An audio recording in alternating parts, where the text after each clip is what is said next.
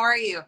I'm doing well. Thanks for having me. This is my official first Instagram Live. Awesome. Well, I just say we have to like get out there and dive in the deep end sometimes and go for it. So I'm happy to have you here on your first IG Live. And I know that people who are watching today or in the future are going to get a lot of great tips about hiring a web designer and what they should look for in terms of whether they want to do a website design for themselves or they want to outsource it to someone.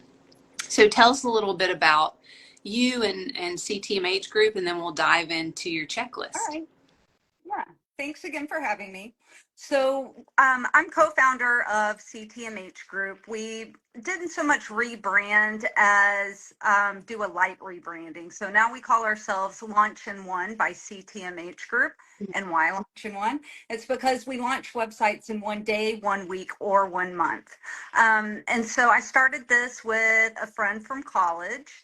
And I do all the business development, and Karen is the CEO and creative director, but we're an all-female team. And so we love helping other female entrepreneurs get up great modern and designer websites that tell their story online, find their audience, and retain their customer base. Awesome. I love it. I mean, obviously you all have good good marketing language, verbiage. Just looking at your website, I was like, wow, yeah, I want them to write the copy for my stuff too. That was great.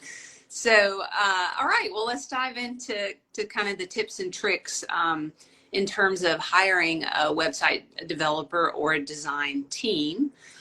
Tell us a little bit about kind of what we should expect in terms of how we know whether we should do it ourselves or we should leave it to the professionals. Yeah, sure. And I'm glad you started there because, if you're an entrepreneur and starting out, there's a few questions you should ask yourself whether before you decide to take on a project like that.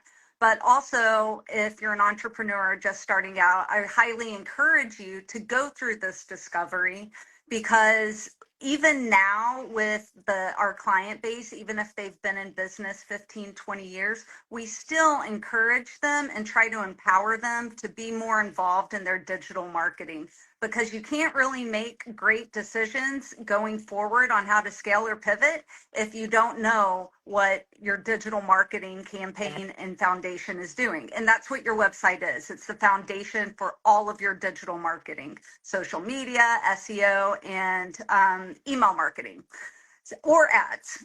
So what to ask is, first of all, are you tech savvy? Are you comfortable diving in and learning? Or are you one of those people that's kind of scared to hit a button because you don't know if it's going to implode or suck you into another realm, right? And I used to be one of those people and still am with some things. Luckily, I don't touch any of our websites.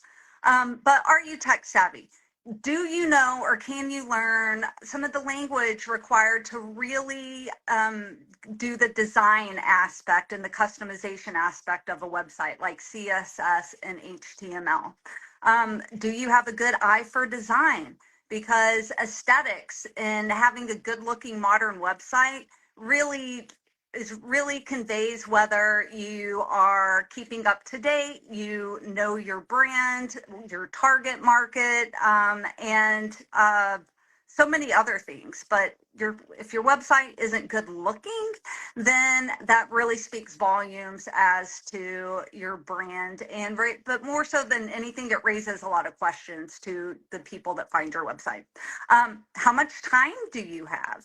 Do you have time to teach yourself to get in there and figure out what you're doing, design a website, go back and revise it and learn all of the other little facets? How much money do you have? Do you have the budget to even outsource? Is that even a question? Or should you Google right now how to build my own website? And I'm happy to answer all of those questions too. Mhm. And then also another great question is, what stage of business are you in? If you're just starting out, as I mentioned, I encourage you to try to take the self-build route But if you're a really established business and you already have an established audience and customer base, then maybe you should be looking at outsourcing your web design if you've never built a website before, because web designers know how to design a website around your needs, make it easily navigable, and sales copy is a really big point of it. And that's all the words on the website that you mentioned earlier. And so if you don't know how to capture your brand voice, tone, mission, and speak to that audience, then it's a lot of lost opportunity online. I think I kind of covered it. Oh, one other thing is SEO. It's really important. And so if you don't know how to optimize your website and tell Google and Bing that your website exists, then your customers will never find you. And so if you don't have the time, energy, or desire to learn that, then it's probably a good idea to outsource your website.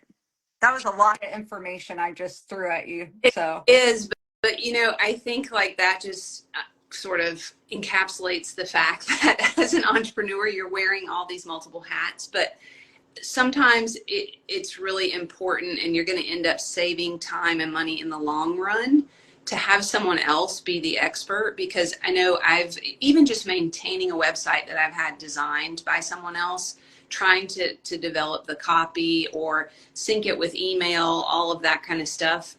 It's time consuming. It's not that you can't learn it, but is it really an effective use of your time? Probably not, if your skill set is somewhere else and you're offering a different type of service, other than web design, copywriting, marketing, etc.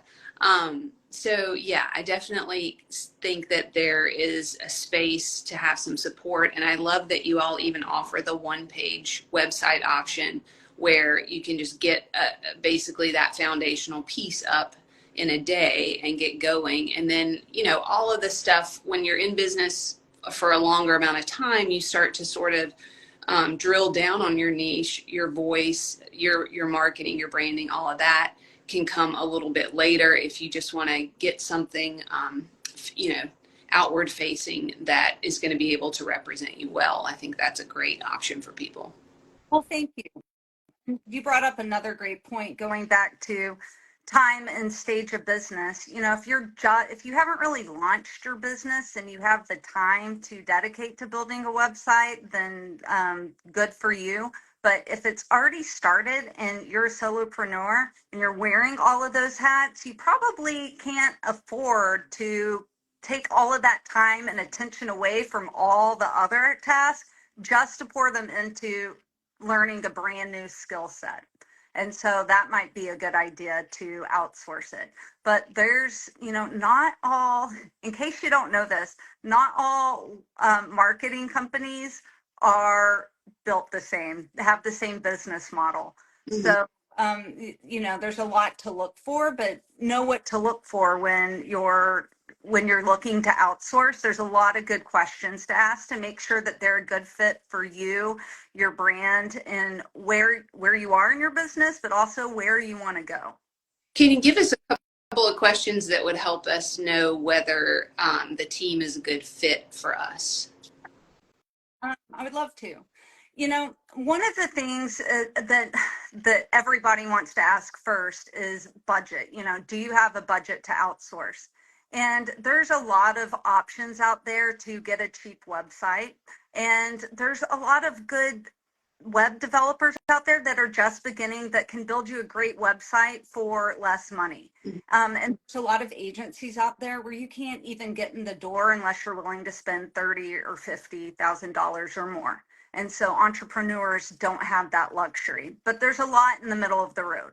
So if you're trying to discern between those in the middle of the road, first of all, look at their portfolio. See what kind of websites they build, what kind of industries, get an idea for their aesthetic, and do they all look the same? Look for functionality in those websites. If you need something other than just a straightforward informational site, if you need your website to perform some admin duties or sales duties, then look and make sure that they're capable of that. So price point, capability, and also, look at the contract. What are you signing away? Are you getting married to this company where they're going to keep your website forever and you have to pay rent every month to keep that website up? And are they responsive? Are you going to send an email and never hear back from them? And are they going to charge you not only to um, host your website and get it live every month, but are they going to charge you a lot of money to make little changes? So that's a lot to consider. And also, if you are looking to get more involved in your marketing, make sure that you get a marketing partner that trains you on how to maintain your website. We're big believers in that. As I mentioned, in order to make great decisions going forward, you kind of need to know what's going on behind the scenes so that you can know what to say yes and no to. And also, a great web design company will include the initial optimization on your website. And that's just a big word for getting more eyeballs on your website and telling Google and Bing that your website exists. Um, and also look at the other services they offer. Are you going to somebody for solely for web design? Do you have a lot of needs? Do you want to keep it all under one roof? Or, I mean, and also kind of be wary of a jack of all trades, master of none kind of thing. Mm-hmm. Yeah, good. A lot of good points there. So really like taking a little bit of time on your own probably to lay out a few questions that you have for someone, or, maybe a little comparison sheet. Especially if you know there's a particular type of functionality that you need, so that you can ask about that when you start vetting different groups and providers. Awesome. And I know you've talked a lot about optimization, search engine optimization. So tell us what our website should do for us while we sleep. Yeah. Great question. I don't think enough people ask that question. Your website should be your most dependable, most reliant, never sleeps, never takes a lunch break or a bathroom break employee. It should be there at all time, telling people that you exist. So a great website should be able to be found pretty easily but on both Google and Bing. Bing is the second search engine, second most used search engine. And even though it's far behind Google, there's still a great amount of users on it. So don't ignore it. But think about where your customer base is. Is it local? Are people searching for accountant near me? Then you want to work on a lot of local and regional optimization. Think about the little towns around you, the neighborhoods, the different words for your industry or job, and use phrases, not just words, because anytime somebody Googles one word, they generally are looking for the definition, right? And then if you don't really have boundaries in what you do and you can sell anywhere, then think more about those terms and what somebody would Google. A great way to play around with this is to just sit down with Google and start coming up with different search terms. And pick your competitor and play around with that and start entering in different queries into the Google and Bing bars. And see if you can find your competitor. And then whatever works for that, then make it work for yourself too. Mm-hmm. And also, don't forget about Chat GPT or the other AIs. They can work with us instead of against us, even in marketing. When there's AIs, AI can build you a computer, a website now, but is it going to be a good website that converts a visitor to a customer? Not yet. But use ChatGPT and ask it, and then go in and basically ask it, what are the keywords for blank, blank, blank industry? And then ask it to revise and ask it to narrow down to your neighborhood, ask it to narrow down to women-owned business or minority-owned business or whatever, you know, niches down for you. Nice. So basically, it should be helping you not just be the needle in the haystack, but sort of like rise to the top of the haystack when people are looking for what you do or the product that you offer, and having that have your back basically all times 24/7. That's what a good website can do for you. So awesome. Thank you so much for sharing your knowledge and expertise with us today. Is there anything else that you want to share with the audience in terms of how to reach you or anything? I would love that. Please visit our website, and you can always sign up for our newsletter. And we don't spam anyone. We don't send out newsletters all that often, but when we do, they're full of resources and educational tips for your marketing. So you can find us at launchin1.com, and that's LAUNCHINONE.com. Or you can find us online or, social channels. Our handle is at CTMH Group, as in Close to My Heart Group. And feel free to shoot me an email at Reagan at Launchin1. Awesome.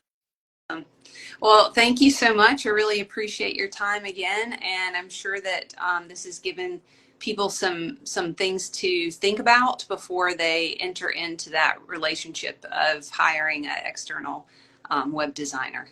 So thanks a lot. Oh, thank you, Brooke. I could talk about this all day. So I appreciate the opportunity to share some of my wisdom with you online. Awesome. And way to go. First IG Live. Good job. Thanks for watching, everybody. Bye-bye. Bye.